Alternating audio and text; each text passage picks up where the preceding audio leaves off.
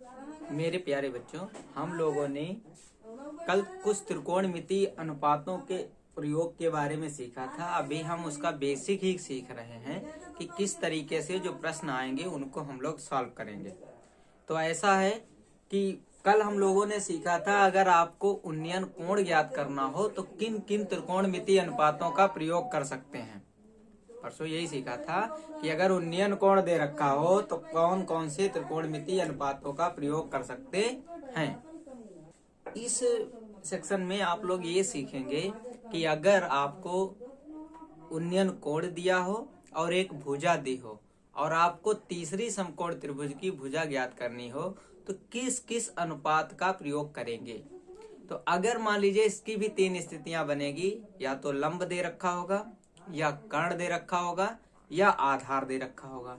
तो स्थिति फर्स्ट में देखते हैं। आइए, कह रहा है कि हमको क्या दे रखा है, लंब दे रखा है। क्या दे रखा है, कर्ण दे रखा है। जब कर्ण ज्ञात हो तो फिर हम लाल बट्टी कक्का को बुलाएंगे, लाल बट्टी कक्का। तो इसमें देखिए, ये साइन का अनुपात होता है, ये कॉस का अनुपात होता है, ये टेन का अनुपात होता है, ये कॉट का अनुपात होता है, ये सेक का अनुपात होता है और ये कोसेक का अनुपात होता है। इसे तो आपको याद ही रखना है। अब वो सभी अगर हमें उन्नयन कोण ज्ञात हो और एक कर्ण ज्ञात हो तो जिस जिस के अनुपात में कर्ण आ रहा होगा उसको हम अनुपात का प्रयोग कर सकते हैं। तो देखिए, कर्ण साइन में आ रहा है तो उन्नयन कोण दे रखा है तो साइन थीटा का यूज करेंगे तो हमको मिल जाएगा लंब बटे कर्ण।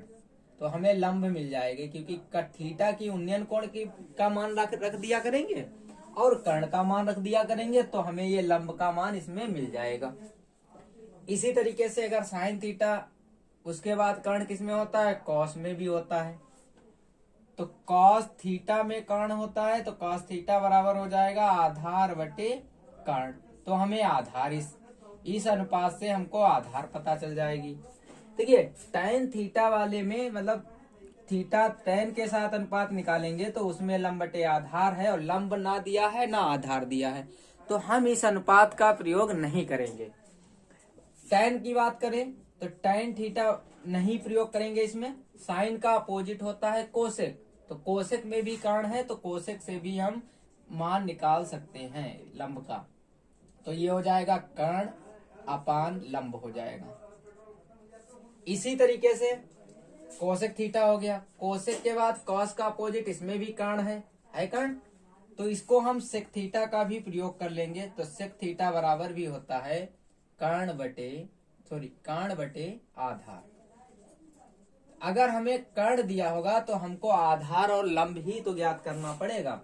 तो जिस जिस अनुपात में कर्ण के साथ आधार और लंब दिया हो तो उससे यही चार अनुपात होते हैं। tan और काट को छोड़कर हम किसी भी अनुपात का प्रयोग करके अपना मान निकाल सकते हैं। अब अगर स्थिति बनती है दूसरी, अगर कर्ण की जगह पर आपको दे रखा हो लंब, तो स्थिति 2 में क्या होगा, अगर कर्ण की जगह पर आपको लंब दे रखा होगा तो फिर से हम लोग देखेंगे आकर कि कौन कौन से अनुपात हैं।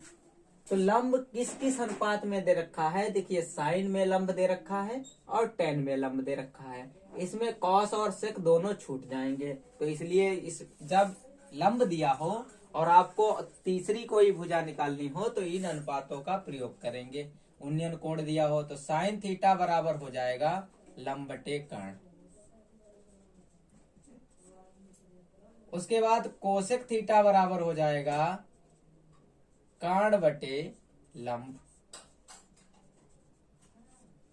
उसके बाद tan में भी मिलता है तो tan थीटा बराबर हो जाएगा लंब बटे आधार। tan का अपोजिट कॉट होता है तो कॉट थीटा बराबर हो जाएगा आधार बटे कर्ण, आधार बटे लंब तो देखिए, इसमें थीटा तो हमें दिया ही होगा और लंब भी दिया होगा तो हमें कर्ण का मान मिल जाएगा। इसमें थीटा दिया होगा और लंब दिया होगा तो इससे भी कर्ण का मान मिल जाएगा। इसमें थीटा दिया होगा उन्नयन कोण और लंब दिया होगा तो हमें आधार का मान मिल जाएगा। कॉट थीटा का प्रयोग करेंगे तो आधार आधार मिल जाएगा, लंब का मान दिया ही होगा।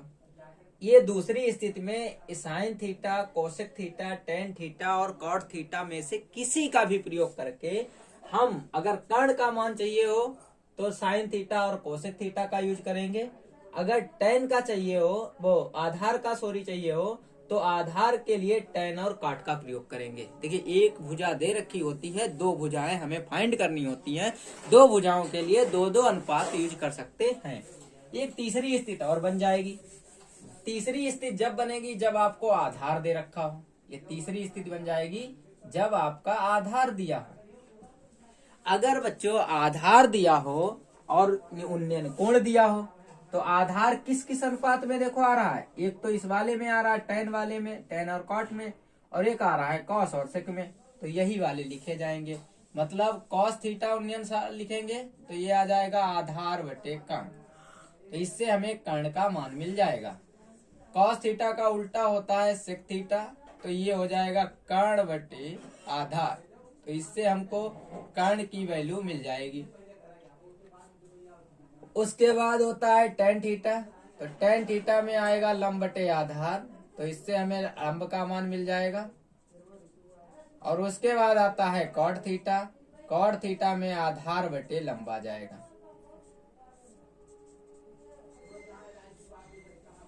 तो इस तरीके से हम लोग तीनों स्थितियों को देख सकते हैं, और तीनों स्थितियों में जब आधार ज्ञात हो तब कॉस थीटा बराबर आधार बटे कर्ण हो जाएगा, सेक थीटा बराबर कर्ण बटे आधार हो जाएगा, टेन थीटा बराबर लंब बटे आधार हो जाएगा, और कॉट थीटा बराबर आधार बटे लंब हो जाएगा।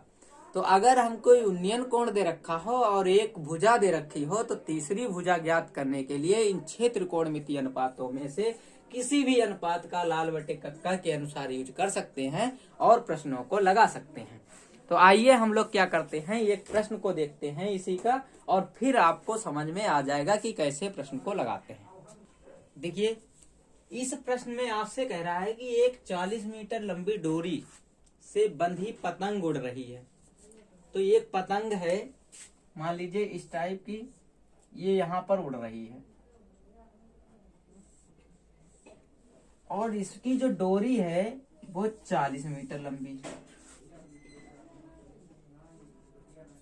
आपसे कह रहा है कि 36 मतलब ऐसे पृथ्वी के पैरेलल ये 30 अंश का कोण बना रही है। कितने अंश का? 30 अंश का उन्नयन कोण बना रही है।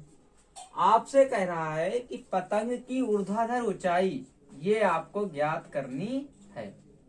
ये जो ऊंचाई है उसको आपको ज्ञात करना है।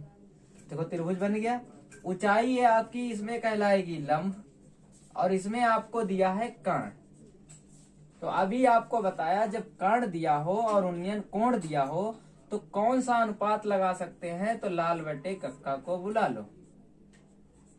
हमको लंब चाहिए और कर्ण चाहिए, तो इसमें साइन थीटा लग जाएगा। तो इसका नाम मान लीजिए ABC। ये कैसा त्रिभुज बन जाएगा? समकोण त्रिभुज। तो लिखेंगे समकोण त्रिभुज ABC में। देखिए हमको कर्ण दिया है और लंब ज्ञात करना है, तो साइन थीटा का अनुपात लगाएंगे।